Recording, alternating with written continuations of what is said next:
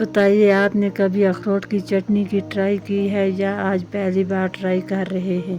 अस्सलामुअलैकुम। आज मैं आपके साथ शेयर कर रही हूँ एक सिंपल और डिलीशियस अखरोट की चटनी। चलिए आप बनाना शुरू करते हैं। अब हम जा रहे हैं अपने किचन गार्डन में। यहाँ से बबरी के पत्ते लेंगे। बबरी के पौधे बहुत ही खूबसूरत हैं। ये बहुत बड़े बड़े पत्ते हैं, इनके साथ फूल भी लगे हैं। अब इसका ब्यूल निकलेगा और हम इससे पत्ते निकालेंगे। इसकी खुशबू बहुत अच्छी होती है, चटनी में मज़ा भी आता है खाने में।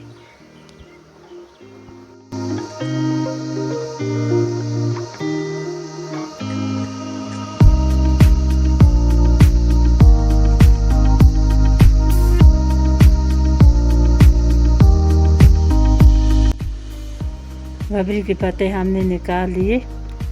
चलिए हम अब निकालेंगे पुदीना के पत्ते।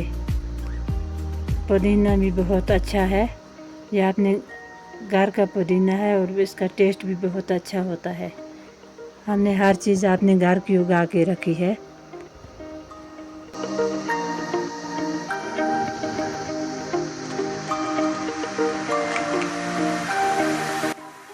अब निकालेंगे हरी मिर्च।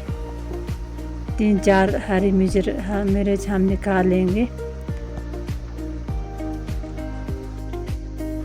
मिर्ची हमने निकाल ली। अब चटनी बनाना शुरू करते हैं।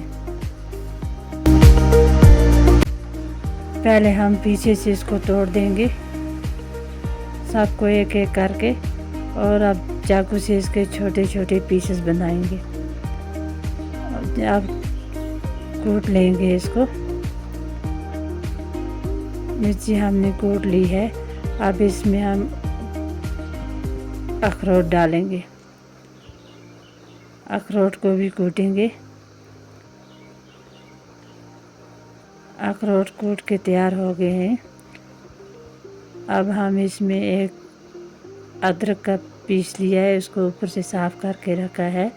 अब इसके छोटे छोटे पीसेस करके और साथ में डालेंगे 4-5 कलियां लहसुन की। ये भी हमने साफ़ करके रखा है। अब इसको भी हम कूट लेंगे। ये अच्छी तरह से कूट लिया है। अब हम इसमें डालेंगे एक प्याज के भी हम छोटे छोटे स्लाइस करके डालेंगे और इसको भी हम कूट लेंगे। हमने प्याज को कूट लिया है। ये थोड़ा थोड़ा मोटा रह गया है, बाकी ये बिल्कुल अच्छे से कूट गया है। अब इसमें हम डालेंगे बबरी और पुदीने के पत्ते और इसको भी कूटेंगे। 2-4 मिनट हम इसको कूटेंगे। ये बिल्कुल बारीक हो चुका है।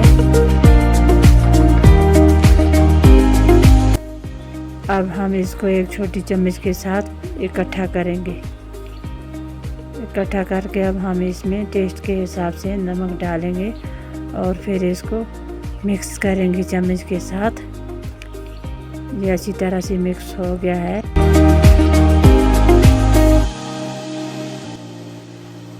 अब हम इसको नींबू काट के उसका रस डालेंगे। नींबू अच्छी तरह से मिक्स हो गया है। हमारी चटनी बन के तैयार हो गई है। आप हमारी वीडियो कहाँ से देख रहे हैं कमेंट में ज़रूर बताएं। वीडियो को लाइक और शेयर करें, कमेंट करना ना भूलें। अल्लाह हाफ़िज़।